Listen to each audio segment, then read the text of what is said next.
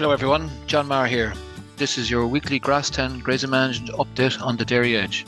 I suppose I'm replacing Joe for a spell, and Joe Dunphy, who you all have been listening to. But just to go back through the data for the last week from pasture base, farm cover has increased to over 700. The cover per livestock unit is about 200.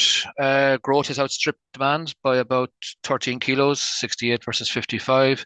The diet is about 15 kilos of grass and 4 kilos of meal. The pre-grazing yield is close to 1,600. So, we are in what we call a surplus grass situation with growth higher than demand, farm cover above 700. A lot of meal going in, despite the pre-grazing yield being close to 1,600.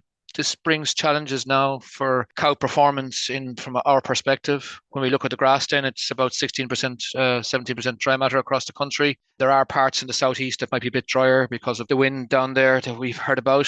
But when we look at the current grass growth, it's pretty much in line with the 5-year average. The grass growth this week is predicted to be a small bit higher, closer to 70.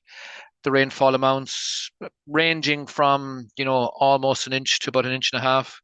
Donegal being the highest, and Cork being the lowest, I suppose. And there's parts of Cork that we know and Waterford that could do it, a little bit of extra rainfall. We know that the rainfall amounts in the northern half of the country certainly have been higher than average. When we look at the things like soil temperature, they're way above normal, so they're not restricting growth. And I suppose then when we talk about growth rate, then I suppose Donegal is the lowest prediction at about 61, with Cork being the highest prediction, and Waterford and places like that in the south closer or above 70. With demand less than 60, there's going to be surpluses occurring on farm. There are challenges with grass quality. The pre-grazing yield is about 200 kilos too high. I suppose many dairy farms are going into grass that's 2 days too late, I suppose, if you do the standard numbers. We looked at the figures on pasture base for the week gone by. 80% of the farms either had a surplus or will have a surplus of grass this week.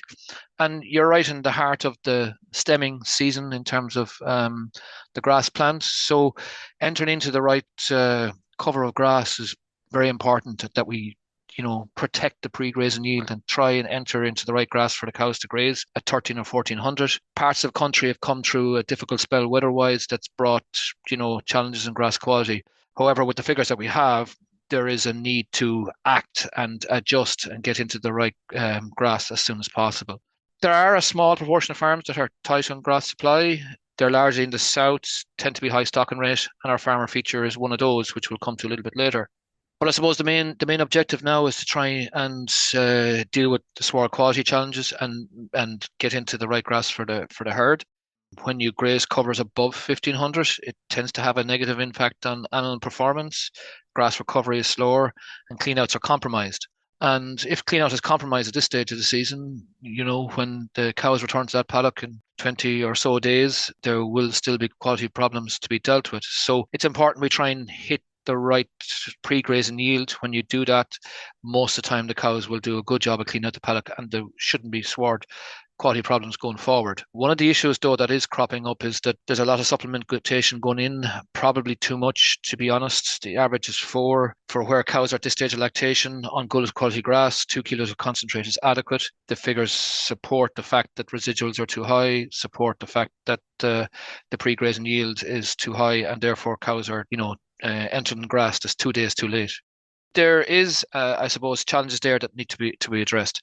If we move on just for the reseeds for a minute, it's something that has brought its own challenges with weather patterns as well, particularly in the south of the country. There's a lot of variable development within reseeded paddocks. There are grass plants and clover plants that, germinated, on time. There's now a lot of secondary germination of both clover and grass when the rain came. So we have paddocks, or a lot of reseeded paddocks, with what we call variable stage of development of the sward. And it's a case that in some paddocks that are reseeded, everything goes. There are paddocks as well with sizable weed populations. So this requires a bit of thinking about now, and a bit of monitoring and checking as to what the best strategy is. For many of the reseeds that people like myself get asked to look at, we have some fresh new plants or the secondary germination, and we need them for the sward to develop properly. So in some instances, it might make more sense to graze the reseed and let those other plants come on, and then maybe go with a clover safe spray afterwards.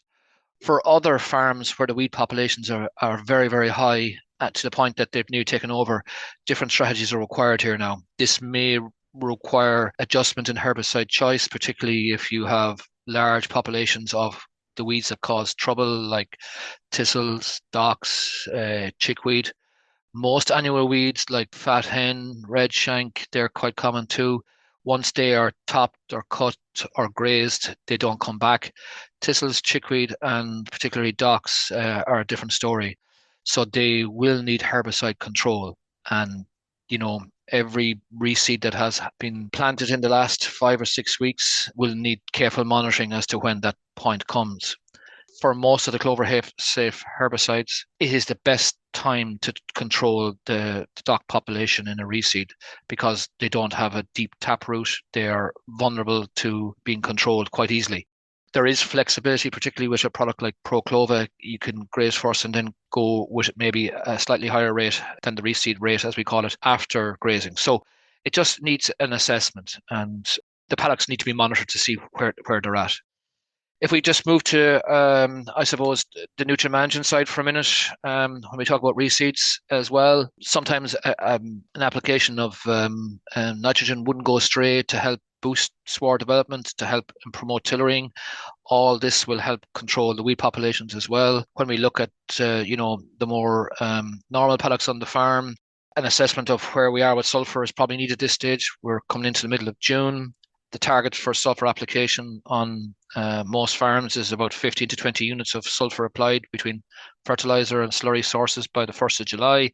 On heavier farms or heavier land, that's probably closer to 10 or 12 units per acre. It's just a case of establishing where you're at. We're not asking for, over application of sulfur because it's not recommended really, but you need to assess where we're at. And if you're behind, you play a bit of catch up. And if you've reached the targets, then it's a case of maybe changing to a different fertilizer type.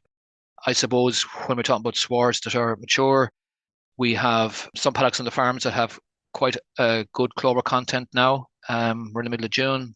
An opportunity here exists now to make a saving on fertilizer nitrogen application. For many farms, that level of allowance is quite tight, so there's opportunity here. And if we take our feature farmer, which will come to there with John, he is using a combination of fertilizer and slurry on the paddocks that have good clover content. If you take his farm, 25% of the farm has good clover content. So last week, those clover grazed paddocks received about 2,000 gallons of water slurry. This week, John is changing to 10 units of protected urea plus sulfur on the paddocks that have good clover content grazed this week. So clover provides the opportunity to make a saving on nitrogen fertilizer, and should be available where the clover content is adequate. Going back to John's story, the cows are doing quite well. The farm is in a pinch in terms of grass supply, but the composition of the cows is almost 5.2% fat and 4% protein, but the stocking rate is high and the demand is high, and the farm grew about 60, but the demand is 70. So there is a bit of a pinch on this farm, which is not typical of the country, but not unusual for parts of the south which haven't received enough rainfall, or where the wind was a factor in terms of curbing growth. So for John's situation, while the cows were on 2 kilos of meal last week, the level of meal has to increase this week to get over this pinch. Currently, in terms of fertilizer application on John's farm, we're talking about 20 units of protected urea and 3 units of sulfur after grazing. But the clover paddocks have received either slurry last week, water slurry, or fertilizer nitrogen at 10 units plus sulfur this week. John also has a reseed that's going to be sprayed pretty soon as well to get control of weeds. In terms of the cows, then, while grass supply is tight at an average cover is 650, but demand is close to 70, and the cover per livestock unit is 154 per livestock unit. So there's a pinch on. The cows are going into 1,400. There will be a little bit of strip wiring required this week, but hopefully growth will pick up. The projections suggest that, and if we get back to demand to 70, then John's farm will have adequate cover and the cows still going into the right grass. I suppose that's our story for this week. If you'd like to hear more from the Grass10 team, subscribe to the weekly Grass10 newsletter, which is available on the Grass10 page on the Teagasc public website, and the link to the newsletter is also available in the description of this podcast. We'd also like to thank our partners, the Grass10 campaign, AIB, Grass and Agro, Department of Agriculture, FPD and the Farmers Journal. This has been your Grass10 update, and I will talk to you again next week. Best of luck with your farming this week.